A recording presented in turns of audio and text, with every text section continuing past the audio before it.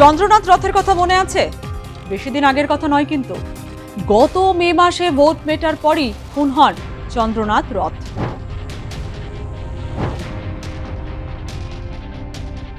বর্তমান মুখ্যমন্ত্রী এক সময়ের আত্মসহায়ক। সেই খুনের আজও কিনারা হয়নি। তবে সম্প্রতি আরো দুজন গ্রেপ্তার হয়েছে। সম্পর্কে তারা দুই ভাই।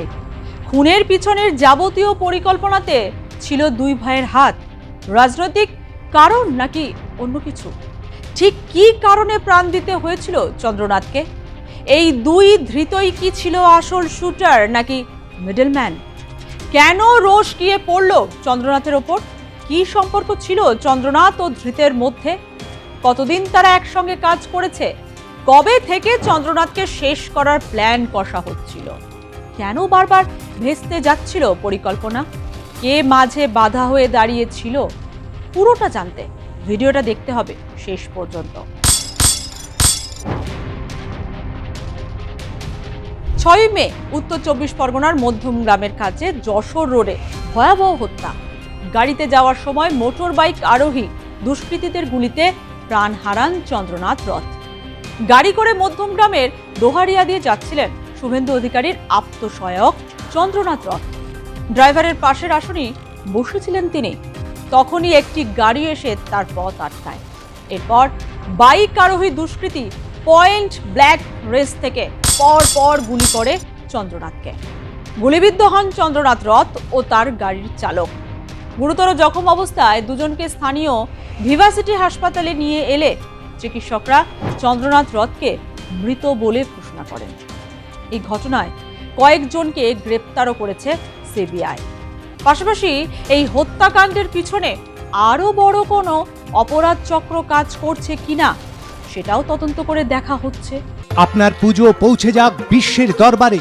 প্রতি বছরের মতো এবারও আর+ নিউজ নিয়ে এলো শারদাঞ্জলির সেরা সম্মান 2026। অংশ নিতে সকাল 10টা থেকে সন্ধে 6টার মধ্যে সরাসরি যোগাযোগ করুন আমাদের অফিসে অথবা কল করুন 9836323248 এই নম্বরে। শারদাঞ্জলি শুধুমাত্র আর+ নিউজে। 2018 সাল পর্যন্ত টানা 15 বছর সেনায় কাজের পর স্বেচ্ছাবসর নিয়ে যোগ দেন কর্পোরেট সংস্থায়। ধীরে ধীরে শুভেন্দু অধিকারীর ঘনিষ্ঠ বৃত্তে আসেন চন্দ্রনাথ রথ।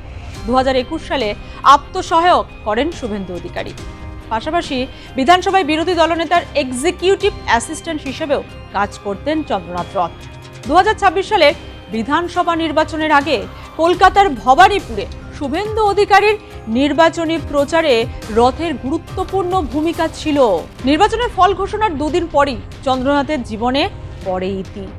পশ্চিমবঙ্গ পুলিশের কাছ থেকে খুনের তদন্তভার যায় সিবিআই এর হাতে। ঘটনায় এখনো পর্যন্ত 6 শুটারকে গ্রেপ্তার করেছে সিবিআই। ধৃতদের মধ্যে রয়েছে মনু সিং, রাজ সিং, গোলু সিং, মায়াং রাজ মিশ্র, ভিকি মৌর্য এবং নবীন কুমার সিং। এছাড়াও খুনের বরাত নেওয়া 3 মধ্যস্থতাকারী বিনয় রায়, সঞ্জয় রায় এবং বিকাশ মিশ্রকেও গ্রেপ্তার করা হয়। গঠন করা হয় দিল্লির স্পেশাল ক্রাইম শাখার এক ডিআইজির নেতৃত্বে 7 সদস্যের বিশেষ তদন্তকারী দল বা সেট। শুভেন্দু অধিকারীর পিএ চন্দ্রনাথ খুনের নয়া মোড়। আরো দুজনকে গ্রেপ্তার করল কেন্দ্রীয় তদন্তকারী সংস্থা। সিবিআইয়ের হাতে গ্রেপ্তার 2 ভাই সাগর ও সাহেব সোনকার। ধৃত সাগর সোনকার চন্দ্রনাথ রথের পূর্ব পরিচিত। একসময় তারা একসঙ্গে কাজ করতেন। 2020 সাল পর্যন্ত সাগর এক বিশেষ দলের বিধায়কের সঙ্গে কাজ করে। পরে ভারতীয় জনতা পার্টিতে যোগদান করে। বিজেপিতে যোগদানের পর চন্দ্রনাথের সঙ্গে কাজও করে, কিন্তু সেই সময়েও একইভাবে যোগাযোগ থাকে বিরোধী দলের সঙ্গে।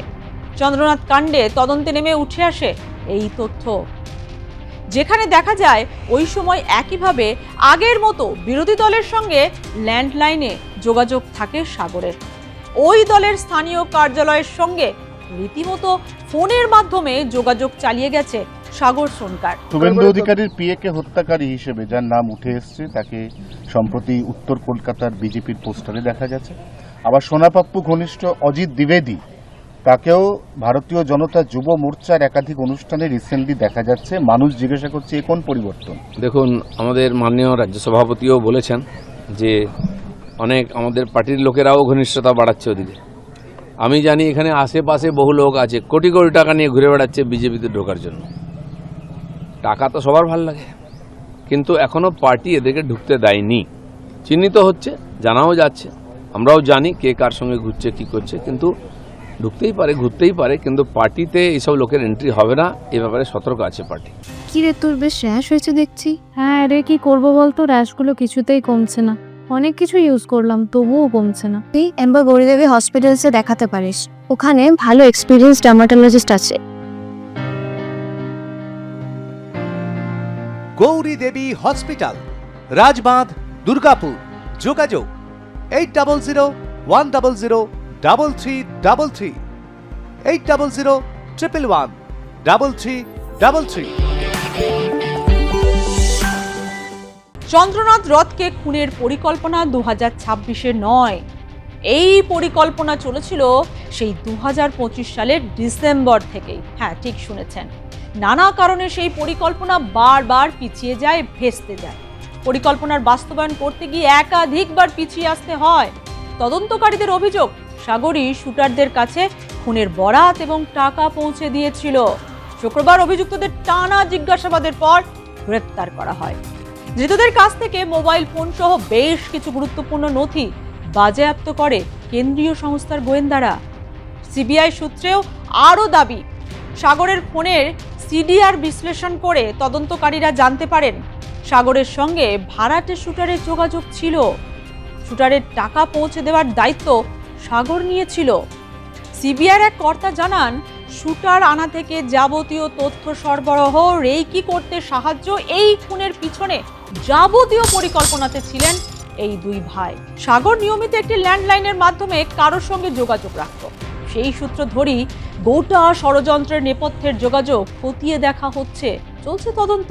কিন্তু কি কারণে সাগর চন্দ্রনাথকে খুন করতে চাইবে, কি লাভ আছে সাগরের, তা এখনো স্পষ্ট নয়। তদন্তে আরও কি উঠে আসবে, নজর থাকবে সেই দিকেই।